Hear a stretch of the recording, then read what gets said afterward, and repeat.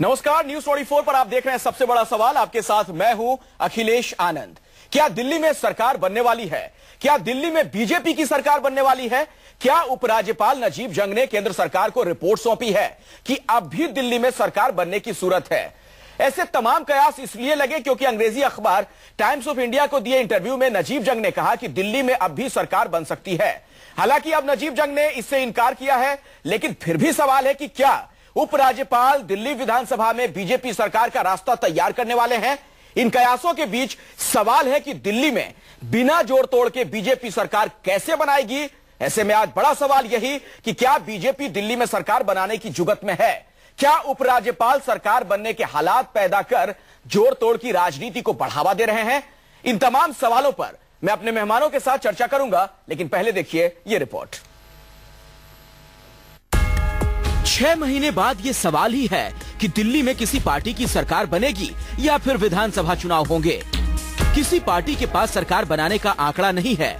जोड़ तोड़, मान मनौवल, सामने सरकार बनाने से इनकार और पर्दे के पीछे सरकार बनाने के खेल के कई किस्से कहानियां भी मुरझा चुके हैं। ऐसे वक्त दिल्ली के उपराज्यपाल को लगता है कि राजधानी में फिर से सरकार बन सकती है। एक अंग्रेजी अखबार को इंटरव्यू में नजीब जंग ने ये बात कही है। हालांकि इस मामले के तूल पकड़ने के बाद उपराज्यपाल ने साफ इनकार किया है कि उन्होंने सरकार बनाने की बात की है। इस इंटरव्यू के बाद जिस बीजेपी को सरकार बनाने का दावेदार माना जा रहा था, उसका रुख क्या है, जरा ये भी सुन लीजिए। जहां तक सरकार बनाने का सवाल है, हमारे पास अभी कोई ऑप्शन आया नहीं। हम एक जिम्मेदार दल हैं। हम कोई दिल्ली से भागने वाले दल नहीं है। हम कोई अपना जो भी हम एक्ट करेंगे वो गंभीरता से करेंगे। हम कैजुअल अप्रोच से कोई काम नहीं करेंगे। सरकार बनाने या चुनाव में जाने के सवाल पर बीजेपी का रवैया हमेशा से गोलमोल रहा है। इसलिए केजरीवाल एंड कंपनी मौका देखते ही बीजेपी पर जोड़ तोड़कर सरकार बनाने का आरोप लगाती है। आम आदमी पार्टी लेफ्टिनेंट गवर्नर पर भी बीजेपी के हाथों की कठपुतली होने का इल्जाम लगाती रही है। मतलब ये कि जब सार्वजनिक तौर पर हर पार्टी चुनाव में जाने की बात कर रही है, तो फिर एलजी बार बार क्यों दोहरा रहे हैं कि दिल्ली में अब भी सरकार की संभावना है? नहीं, हमारा तो चुनाव का स्टैंड है। चुनाव में जाना चाहिए। जोड़ तोड़ के सरकार जो बनती है वो सरकार को ठीक से काम नहीं कर पाती और उसमें टांग खिंचाई होती है। दिल्ली का डेवलपमेंट नहीं हो पाएगा। एक पार्टी की सरकार होगी तो दिल्ली में काम अच्छा होगा। इसलिए सबसे बड़ा सवाल है कि जब बिना जोड़ तोड़ के दिल्ली में सरकार बनने की कोई सूरत ही नहीं, तो फिर नजीब जंग चुनाव की सिफारिश करने के लिए किस बात का इंतजार कर रहे हैं? क्या लेफ्टिनेंट गवर्नर बीजेपी को मौका दे रहे हैं कि वो हॉर्स ट्रेडिंग कर दिल्ली में सरकार बना ले? Bureau report, news 24। करीब 6 महीने गुजर चुके हैं और दिल्ली में राष्ट्रपति शासन लागू है। सवाल कई खड़े हो रहे हैं क्योंकि जनता के सामने तमाम तरह की मुश्किलातें भी आ रही हैं। राष्ट्रपति शासन की वजह से जनता की अपनी चुनी हुई सरकार दिल्ली में नहीं है। तमाम सवालों पर मैं चर्चा करूंगा। कई खास मेहमान मेरे साथ मौजूद हैं। विजेंद्र गुप्ता भारतीय जनता पार्टी के वरिष्ठ नेता मेरे साथ जुड़ रहे हैं। आलोक शर्मा कांग्रेस के वरिष्ठ नेता मेरे साथ स्टूडियो में मौजूद हैं। आम आदमी पार्टी से आशुतोष जी हमारे साथ मौजूद हैं और सीनियर जर्नलिस्ट विनोद अग्निहोत्री साहब भी मेरे साथ जुड़ चुके हैं। पहला सवाल विजेंद्र गुप्ता जी आपसे ही है मेरा। कैसे सरकार आप लोग बनाने वाले हैं? निमंत्रण अगर मिला तो फिर कमर कस चुके हैं सरकार बनाने के लिए दिल्ली में?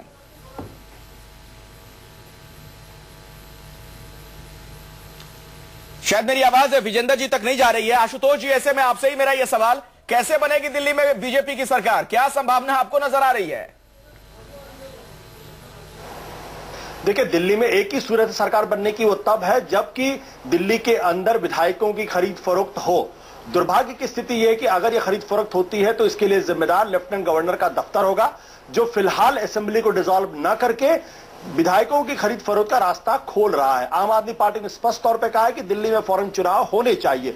बीजेपी ने 12 दिसंबर और 14 फरवरी को स्पष्ट तौर पर कहा है कि उनके पास मैंडेट नहीं है, इसलिए मॉरली वो विपक्ष में बैठेंगे। आज तक बीजेपी जो है अब इस बात को स्पष्ट तौर पर नहीं कहती। कांग्रेस साफ तौर पर कह रही है कि वो किसी को सपोर्ट नहीं करेगी। जाहिर सी बात है कि कोई पार्टी अपने बल पे सरकार नहीं बना सकती। जब कोई पार्टी अपने बल पे सरकार नहीं बना सकती और एक दूसरे को सपोर्ट भी नहीं कर रहे हैं, तो विधायकों की खरीद फरोख्त होगी। 20-20 करोड़ रुपए, 40-40 करोड़ रुपए दिए जाए। मेरा सवाल है कि लेफ्टिनेंट गवर्नर अगर उनको संविधान की आत्मा का ख्याल है, देश के लोकतंत्र का ख्याल है, तो ऐसी स्थिति नहीं बनने देना चाहिए जिससे कि देश का मखौल उड़े और साथ ही साथ वो ये साबित हो कि नरेंद्र मोदी सरकार की कठपुतली तरीके से काम कर रहे हैं। विजेंद्र गुप्ता जी, आशुतोष ये कह रहे हैं कि सरकार तभी दिल्ली में बन सकती है आप लोगों की, सिर्फ एक संभावना है, अगर खरीद फरोख्त हो। देखिए अखिलेश, ये लगातार ये बात कहते रहे हैं जी। शायद किसी तरह की कोई तकनीकी खामी आ रही है, विजेंद्र गुप्ता जी तक मेरी आवाज नहीं जा पा रही है। आलोक शर्मा जी, कहीं ऐसा तो नहीं है कि आप ही के विधायक टूट रहे हैं? नहीं अखिलेश जी, बिल्कुल इस तरह की कोई स्थिति नहीं है। कांग्रेस पार्टी के तमाम जो विधायक हैं वो पूरी तरह से पार्टी के साथ हैं। जहां तक बात अभी आप भारतीय जनता पार्टी की कर रहे हैं, आप 3-4 बयान उठाकर देखिए, पिछले 2-3 महीने का इतिहास उठाकर देखिए, कहीं ना कहीं उनके मन में कोई ना कोई काला जरूर रहा है। प्रभात झा जी ने कहा कि हमारे पास विधायकों की संख्या है। उसके बाद जब इनके प्रदेश अध्यक्ष नए आए, उन्होंने कहा तमाम विकल्प खुले हुए हैं। इनके बार बार जो बयान आए हैं उनसे स्पष्ट होता है कहीं ना कहीं दाल के अंदर काला है। और भारतीय जनता पार्टी ने जो केंद्र में सरकार बनाते समय जो वायदे किए थे उनको किसी को भी पूरा नहीं कर पाए। अपना जनाधार दिल्ली में खिसकता देखते हुए भारतीय जनता पार्टी दिल्ली में चुनाव नहीं कराना चाहती और कोई ना कोई जोड़ तोड़ करना चाहती है। मैं आपके सवाल का जवाब उन्हीं से ले लेता हूं। विजेंद्र गुप्ता जी, कैसे सरकार आप लोग आखिर दिल्ली में बनाने जा रहे हैं? जब 32 विधायक थे तब तो आप बनाने को तैयार नहीं थे, 29 में कैसे बना लेंगे?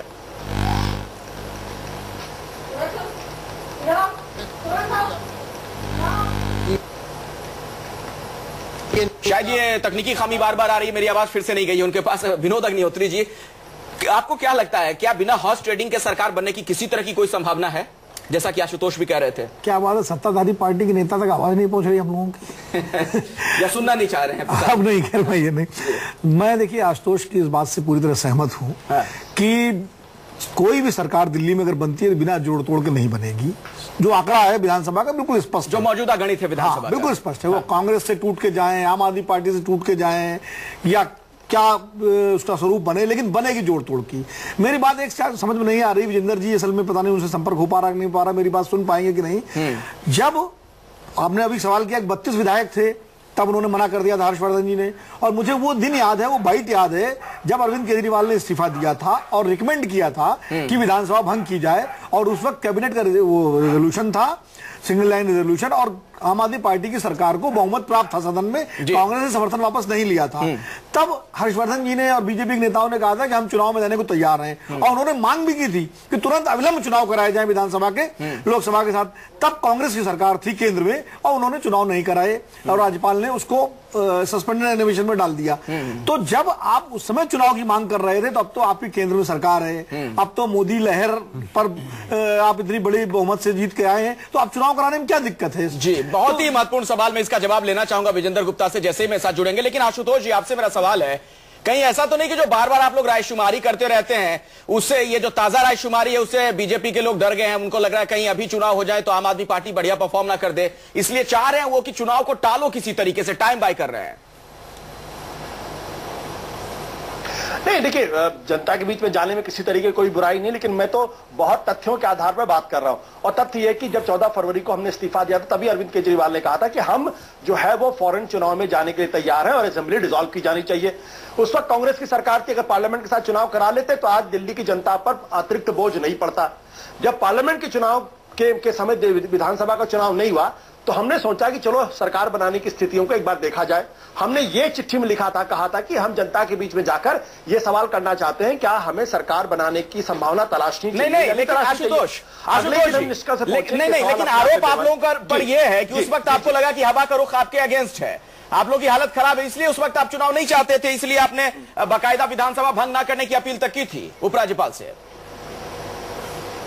देखिए अखिलेश जी, आप किसी भी निष्कर्ष पर पहुंचने के लिए स्वतंत्र है। या अब आप कह सकते हैं कि सातों सीट हारने के बाद हमने सरकार बनाने की संभावना को तलाशने का प्रयास किया। अगर आप ये निष्कर्ष पहुंचने के स्वतंत्र, लेकिन मेरा कहना यह है कि भाई अगर बीजेपी ने या कांग्रेस पार्टी ने पार्लियामेंट के साथ चुनाव करा दिए होते, आपको 7 की 7 सीटें जीती थी, आप सभी 70 सीटें जीत लेते। आज परिस्थितियों पिछले 3 महीने में ऐसा कौन सा बदलाव आ गया कि आज आप चुनाव से भाग रहे? बीजेपी चुनाव से क्यों भाग रही है? मैं सवाल जानना चाहता हूं। आज आपके हाथ में स्थिति है, आप करके देख लो, सभी सीटें आपने जीती है, 70 विधानसभा भी जीत लो, लेकिन आज नहीं करा सकते। ये महत्वपूर्ण सवाल है, मैं इसका जवाब दूंगा। मेरे साथ जी बहुत ही महत्वपूर्ण आशुतोष आप कह रहे हैं। विजेंद्र गुप्ता जी जैसे ही जुड़ेंगे मैं ये सवाल उनसे पूछूंगा, लेकिन आलोक शर्मा जी जरा ये बताइए, पिछली बार जब आपने आम आदमी पार्टी की सरकार बनवाई थी दिल्ली में, तो तथाकथित तौर पर सांप्रदायिक ताकतों का हवाला दिया था, तमाम बातें आपने कही थी। क्या आपको लगता है कि वो आपके मुताबिक जो सांप्रदायिक ताकतें वो कमजोर हो गई हैं? फिर से क्यों नहीं आप सपोर्ट कर दे रहे हैं, अगर आपको ऐसी तस्वीर यहां नजर आ रही कि भारतीय जनता पार्टी की सरकार बन जाए दिल्ली में? देखिए अखिलेश जी, बहुत स्पष्ट सी बात है। हमने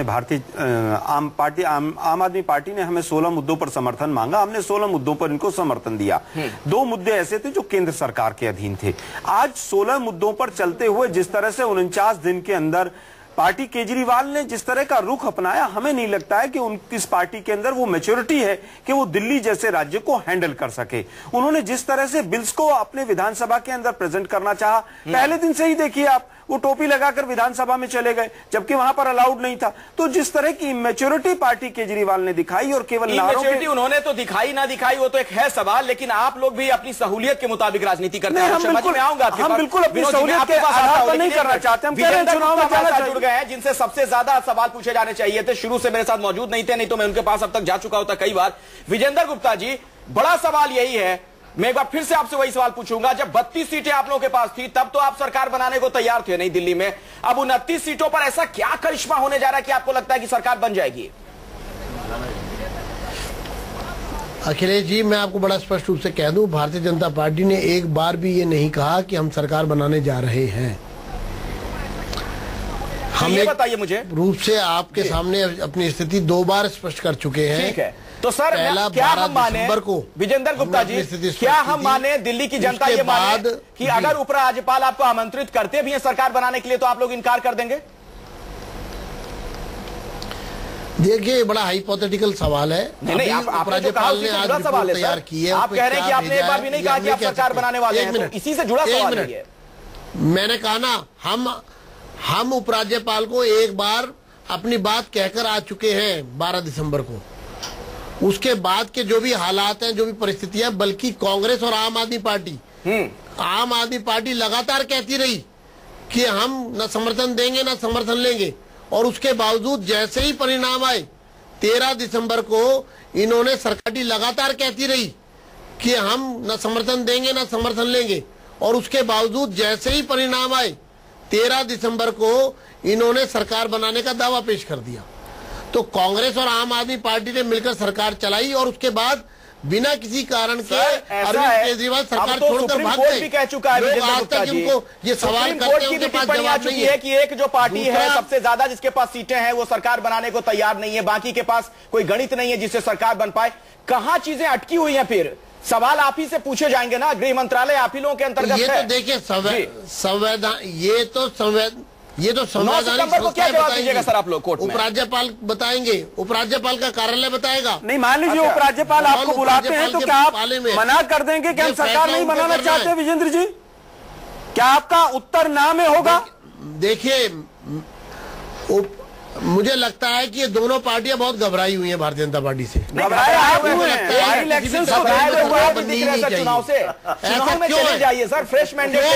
क्यों ये लोग घबराए हुए हैं?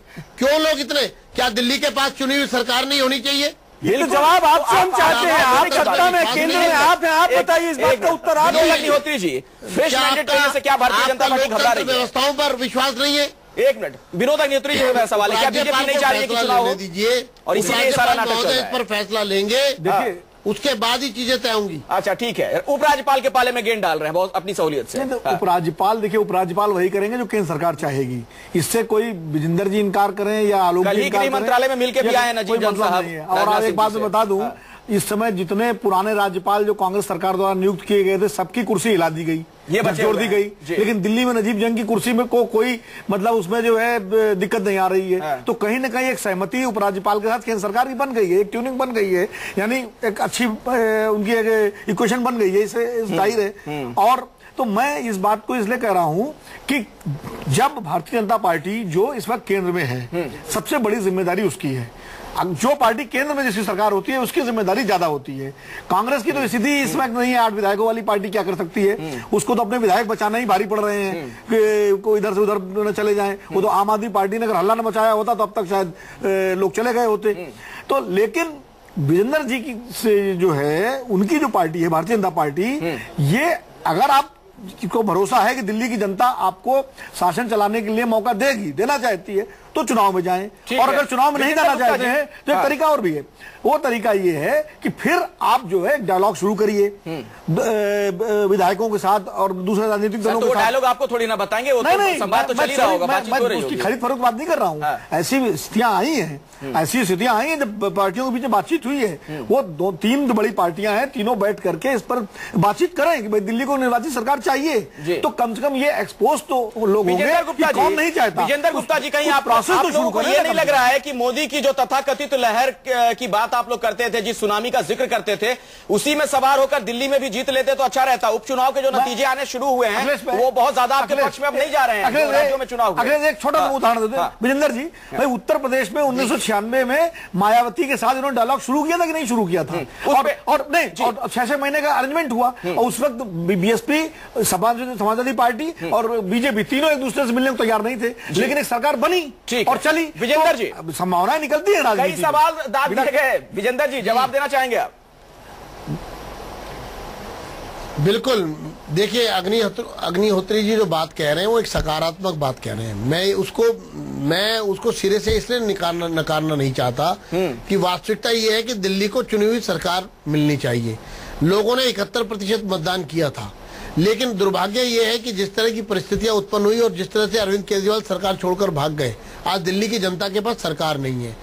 अब सवाल ये है कि केजरीवाल को कब तक इसके लिए आप गुनहगार ठहराते रहेंगे? अब तो आपके हाथ में सब कुछ है। एक मिनट, सरकार की चाबी आपके हाथ में, चुनाव क्यों नहीं करवा देते हैं? वही बता रहा हूँ, इन दोनों चुनाव करवाएं, चुनाव क्यों नहीं, विधानसभा बंद करवाएं? एक बात बड़ा स्पष्ट है जी, एक बात बड़ी स्पष्ट है, इन दोनों पार्टियों से मैं फिर दोबारा दोहरा रहा हूँ, भारतीय जनता पार्टी किसी प्रकार का समझौता नहीं करेगी, ना आम आदमी पार्टी के साथ ना कांग्रेस के साथ। हाँ, आम आदमी पार्टी और कांग्रेस पार्टी लेकिन जो हॉर्स ट्रेडिंग हो रही है उस चीज को आप आगे बढ़ने देंगे? दूसरा ये है सर, खरीद फरोख्त की राजनीति भी हो रही है। कहा यह जा रहा है कि जितना वक्त आप लोग लगा रहे हैं चुनाव में, वैसे में कई विधायक एक दूसरे के संपर्क में भी आ चुके हैं। मैं चुनौती देता हूं कोई ये बात को सिद्ध करे, और ये बात कितनी बार आम आदमी पार्टी की तरफ से भी आई है, उनके नेता ने कही है। देखिए बड़ा सवाल है आशुतोष जी, ये आरोप आप लोग कई बार लगाते रहे, सिद्ध नहीं कर पा रहे हैं। अगर खरीद फरोख्त की कोई बात आप लोग सिद्ध कर देते तो विजेंद्र गुप्ता शायद इस पर जवाब नहीं दे पाते। अब देखिए ये तो स्वयं सिद्ध है अपने आप में। बीजेपी अभी भी ये नहीं कह रही कि सरकार नहीं बनाएगी। अगर वो कह दे कि सरकार नहीं बनाएगी तो मैं मान लेता हूं, यानी सरकार बनाने की मंशा है। सरकार बिना विधायकों की खरीद फरोख्त के बन ही नहीं सकती है, ये आप भी जानते हैं।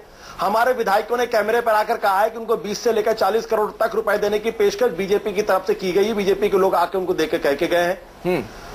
अब इससे आगे क्या बोलूं भाई? नहीं कह के गए, लेकिन कोई आप सबूत लेकर तो नहीं आते ना आशुतोष जी? कुछ तो प्रमाण ऐसा लेकर आइए कि साबित कर दीजिए जनता के बीच में। क्या कार्रवाई की आपने?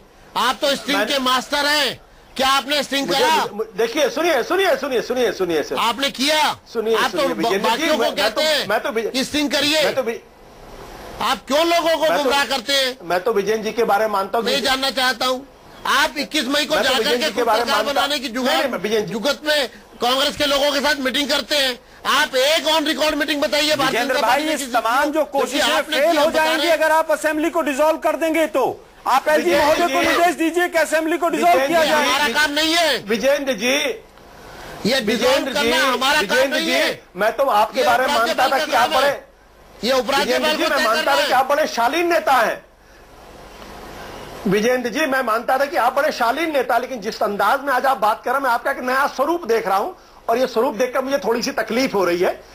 मुझे लगता है कि आप अपनी शालीनता को बरकरार रखें, हम भी अपनी शालीनता को बरकरार रखें। जोर से बोलना पड़ रहा है, मुझे बताने की जरूरत नहीं है, मुझे बताने की जरूरत नहीं है कि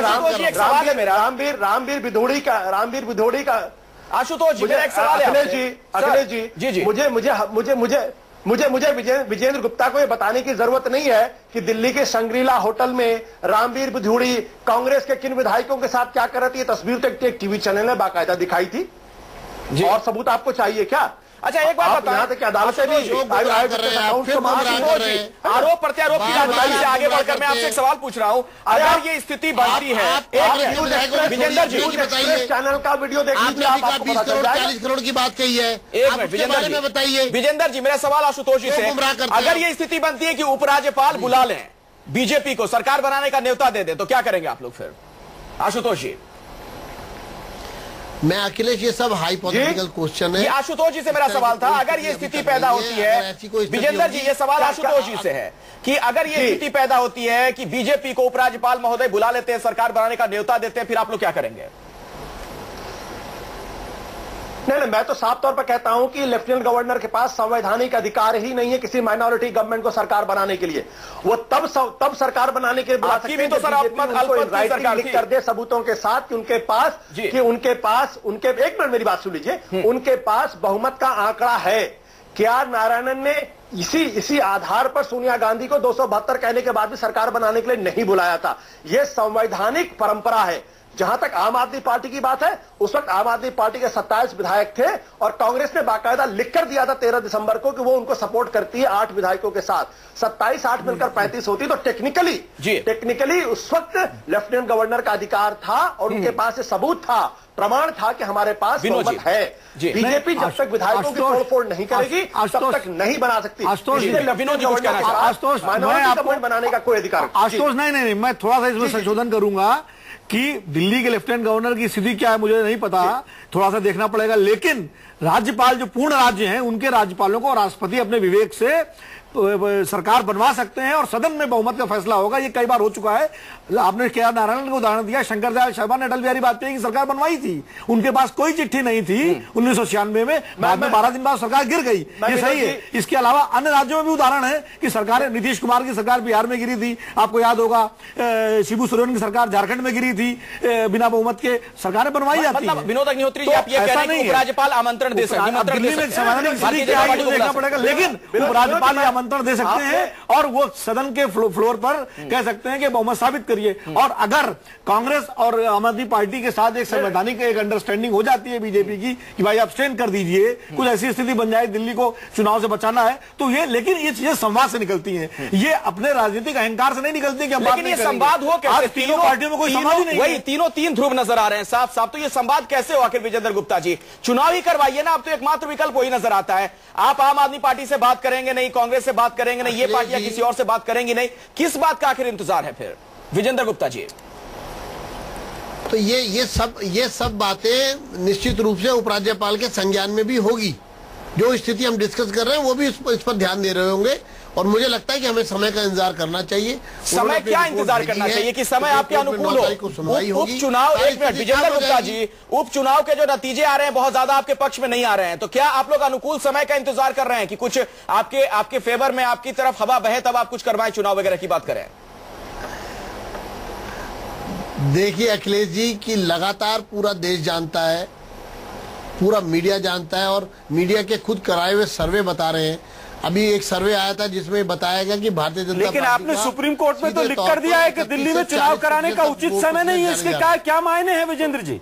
सर्वेस को छोड़ दीजिए, आप विषय को मत भटकाइए। प्रश्न ये है कि कांग्रेस पूरी तरह फ्रस्ट्रेशन में है। फ्रस्ट्रेशन में तो भारतीय जनता पार्टी नजर आ रही है हमें। जो बाई इलेक्शंस के रिजल्ट आ रहे हैं उससे पूरी तरह से भारतीय जनता पार्टी चरमरा गई है। आम आदमी पार्टी के बारे में पंजाब में अभी आपने देखा परिणामों में, जमानत तो छोड़िए, कुछ प्रतिशत मत रह गए। आपका क्या हुआ सर बाकी जगहों पर? स्थिति आपके बाकी जगहों पर आपके साथ भी तो बहुत अच्छा नहीं हुआ विजेंद्र गुप्ता जी। बिहार में क्या हुआ? सोचने की आवश्यकता नहीं है। निश्चित रूप से चुनाव होंगे तो भारतीय जनता पार्टी भारी बहुमत से दिल्ली में विजयी होगी और 50 सीटों पर विजय होकर। विजेंद्र जी, फरवरी जब ये अरविंद केजरीवाल ने इस्तीफा दिया था उस वक्त भारतीय जनता पार्टी ने, डॉक्टर हर्षवर्धन ने, सबने मांग की थी कि तुरंत चुनाव कराए जाएं, जो कि उस तत्कालीन कांग्रेस सरकार, यूपीए सरकार ने नहीं होने दिए थे। तो जब उस वक्त आपने चुनाव की मांग की थी तो चुनाव में क्या दिक्कत? मैं आपको करेक्ट कर दूं, हमने उस समय भी ये कहा था कि उपराज्यपाल के विवेक पर है, फैसला उनको लेना है, वो जो भी फैसला लेंगे हम उस फैसले के साथ। चलिए आप समय के हमारे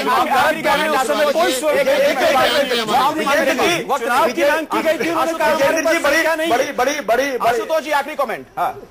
विजेंद्र जी गलत बात कह रहे हैं, विजेंद्र जी गलत बात कह रहे हैं। 14 फरवरी को हर्षवर्धन जी ने बाकायदा कहा था कि बिल्कुल आज भी उनके पास बहुमत नहीं, नैतिकता का तकाजा है कि वो विपक्ष में बैठेंगे और वो सरकार अगर विधानसभा चुनाव होते तो उसके लिए वो तैयार है। ठीक है, अब हमारे पास वक्त बिल्कुल भी नहीं है। आप तमाम मेहमानों का चर्चा में शिरकत करने के लिए बहुत बहुत धन्यवाद। लेकिन एक बड़ा सवाल यह है कि क्या राजनीतिक दल दिल्ली की जनता को गुमराह कर रही हैं? क्यों नहीं दिल्ली में चुनाव हो, क्यों ना तमाम दल फ्रेश मैंडेट लेकर सामने आए? वैसे 9 तारीख को 9 सितंबर को सुप्रीम कोर्ट में भी जवाब देना है केंद्र सरकार को। यह देखना अहम होगा कि आखिर क्या जवाब देती है सरकार। एक छोटा सा ब्रेक, देखते रहिए न्यूज़ 24।